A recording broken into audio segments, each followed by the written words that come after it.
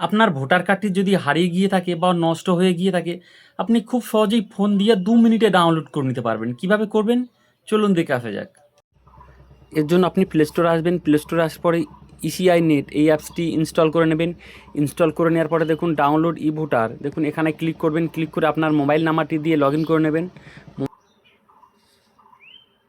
দেখুন mobile number দিয়ে log in করার পর এবার আপনি যার ভোটার কার্ড ডাউনলোড করতে চান তার ভোটার কার্ড নাম্বারটি এখানে দিয়ে নেবেন। দিয়ে নেওয়ার পরে দেখুন সিলেক্ট স্টেট, এখানে আপনার রাজ্যটি সিলেক্ট করে নেবেন। রাজ্যটি সিলেক্ট করে নেওয়ার পরে দেখুন ফেস ডিটেলস, এখানে ক্লিক করবেন। এখানে ক্লিক করার পরে দেখুন সেই ব্যক্তির নাম, বাবার নাম, মোবাইল নাম্বার সমস্ত কিছু দেখিয়ে দেবে। আপনারা দেখুন নিচের দিকে প্রসিড লেখা আছে, প্রসিডে ক্লিক করবেন।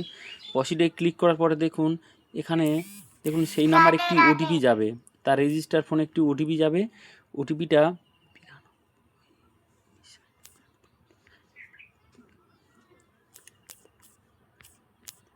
ওটিপিটা তুলে নেব। তুলে নেওয়ার পরে দেখুন ভেরিফাই অ্যান্ড ডাউনলোড, এখানে ক্লিক করবেন। এখানে ক্লিক করার সাথে সাথে দেখুন সেই ব্যক্তির ভোটার কার্ড এখানে দেখাবে।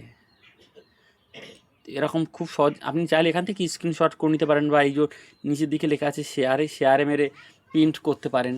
তো এইভাবে খুব সহজে আপনি 2 মিনিটেই ভোটার কার্ড ডাউনলোড করতে পারেন। তো ভিডিওটি শেয়ার করে দেবেন, এখনও যারা জানে না তারা আপনার শেয়ারটি দেখেই শিখতে পারবে।